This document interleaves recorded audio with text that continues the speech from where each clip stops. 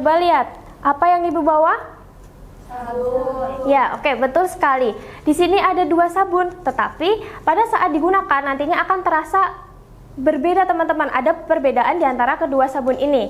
Oke, untuk membuktikannya, Ibu mau minta tolong ke teman-teman, ada yang mau ke depan untuk mencoba 2 sabun ini? 2 orang? Oke, boleh. Dila sama Deima. Coba ya, buat cuci tangan. Ini dipotong, Bu. Ya, boleh.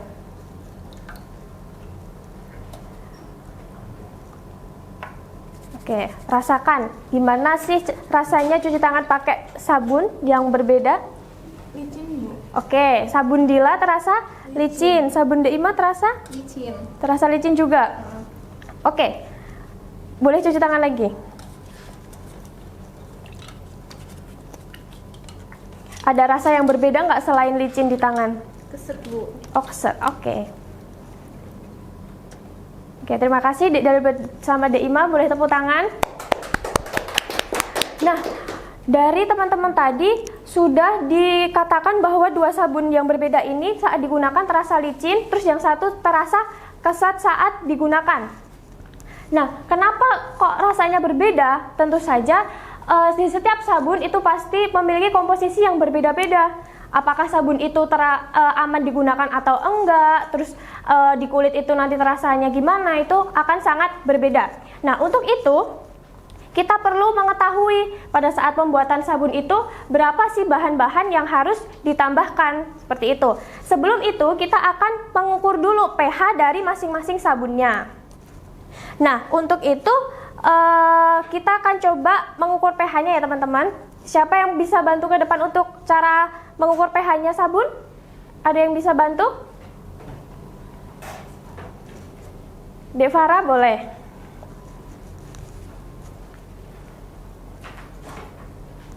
Oke, jadi teman-teman cara mengukurnya kita menggunakan indikator pH ya. Caranya coba sabunnya terus dibasahi pakai ini. Iya boleh.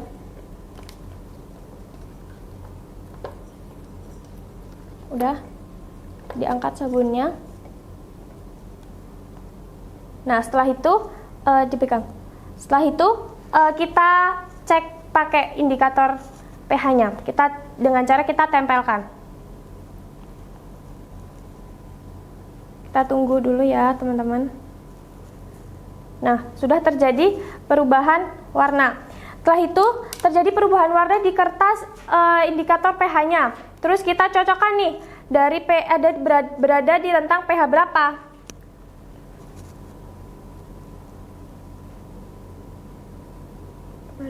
pH berapa? Oh ya. Ya kan? pH 9 sama 10. Oke. Dapat diketahui bahwa sabun tersebut itu berada pada rentang pH antara 9 sampai dengan 10. Bisa dilihat ya teman-teman? Bisa. Oke, terima kasih Dek Farah. Nah, jadi dari rentang pH yang dihasilkan itu adalah berada pada rentang 9 sampai dengan rentang 10. Nah, berapa sih Bu rentang pH pada sabun yang aman digunakan? Itu berada pada rentang 8 sampai dengan rentang 14. Kenapa rentang 8 sampai dengan rentang 14? Karena rentang 8 sampai dengan rentang 14 itu termasuk ke dalam basah. Kayak gitu. Kalau rentang 1 sampai dengan rentang 6 itu termasuk asam. Oke, betul sekali, termasuk asam. Terus kalau rentang 7 berarti dia berada di rentang netral. Oke, yes, betul sekali teman-teman. Nah, untuk itu kita sudah menguji pH-nya, berarti kita harus mengetahui teman-teman bahan apa saja yang harus kita gunakan pada saat proses pembuatan sabun. Nah, di sini Ibu punya video cara pembuatan sabun.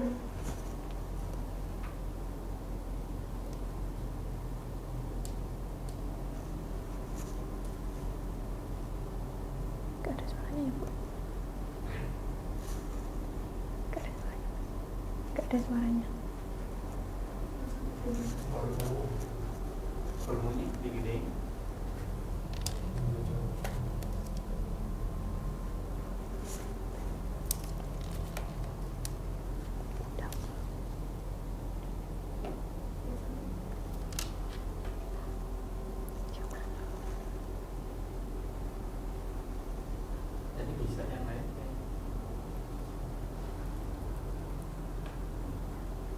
Oke teman-teman, di sini dijelaskan bahwa dalam pembuatan sabun itu kita harus mencampurkan minyak dan juga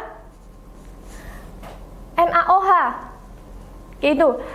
Jadi dalam prosesnya itu kita harus mencampurkan minyak dan juga NaOH, tapi kita harus mengetahui berapa NaOH yang ditambahkan, berapa minyak yang harus ditambahkan agar produk hasil sabunnya itu dapat aman digunakan, seperti itu. Oke, cara mengetahuinya gimana? Cara mengetahuinya kita dengan menggunakan mol.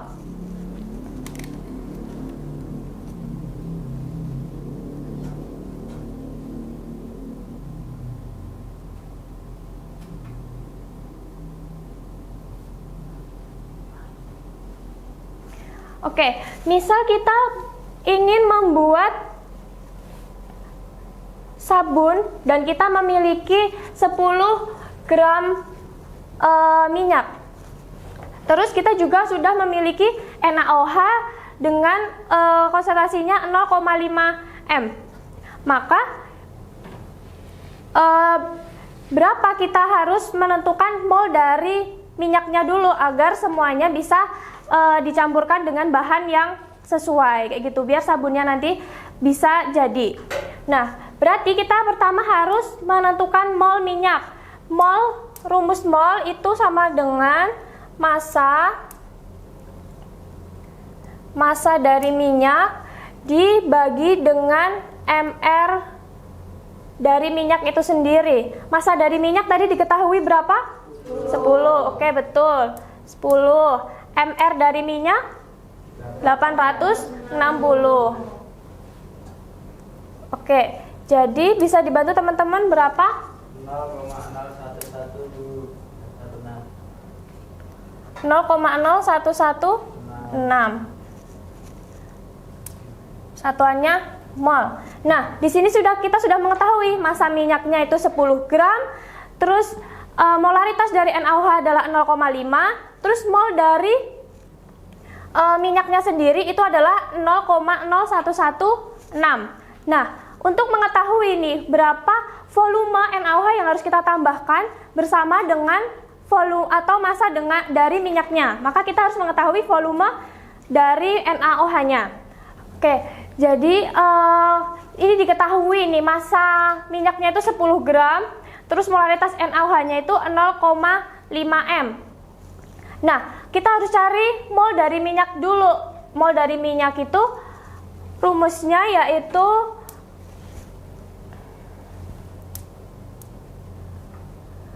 mol sama dengan massa per mR. Masanya berapa? Masanya adalah 10 gram. mR-nya 860. Nah, berarti hasilnya berapa? 10 gram dibagi 860? 0,0116 mol. Nah, di sini sudah diketahui massa minyaknya 10 gram, terus molaritas dari NaOH-nya 0,5, terus juga sudah diketahui mol dari minyaknya itu adalah 0,011 gram. Selanjutnya kita mengetahui volume dari NaOH yang harus ditambahkan untuk membuat sabun dengan 10 gram minyak. Rumusnya yaitu berarti volume sama dengan molaritas dibagi sama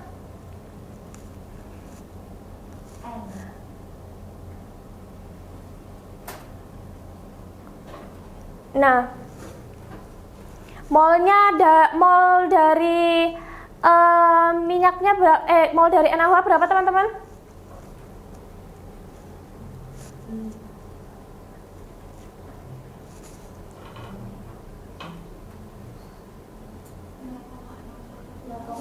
Oh ya, 0,0116 mol dibagikan dengan molaritas dari NaOH 0,5 m. Jadi berapa teman-teman? 0,023. 23.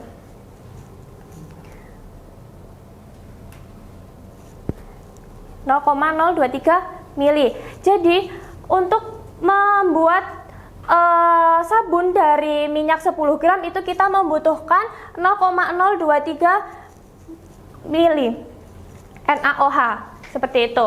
Oke, jadi di dalam sabun kita memerlukan segini ya teman-teman, agar perbandingan dari massa sabun sama massa dari minyaknya itu sama seperti itu. Jadi sabun yang dihasilkan nantinya dapat aman digunakan, terus juga di kulit itu terasa tidak keset-keset banget kayak gitu.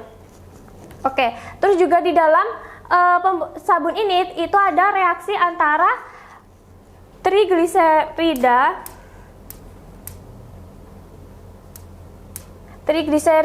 atau tadi itu namanya minyak ya teman-teman, ditambahkan dengan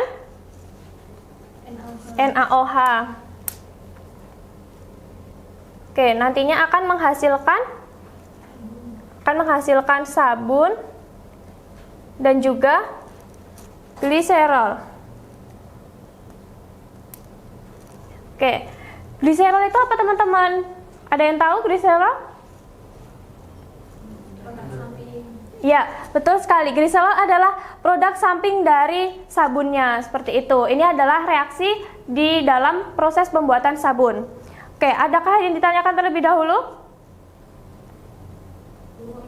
Berarti kalau mau bikin sabun harus menggunakan basa, apa nggak boleh gunain asam? Oke, bagus pertanyaan buat Dek Farah. Dalam proses pembuatan sabun kita harus menggunakan basa, karena untuk mengentalkan dari sabun tersebut itu kita harus menambahkan basa, dan juga sabun itu menggunakan tambahan bahan NaOH supaya sabun tersebut itu dapat menghasilkan busa juga gitu. Kalau menggunakan asam, nanti saat kita gunakan di kulit malah terasa pedih di kulit atau tidak terasa nyaman saat digunakan, seperti itu. Udah menjawab? Oke, boleh tepuk tangan buat Devara karena udah berani bertanya. Oke, ada lagi teman-teman?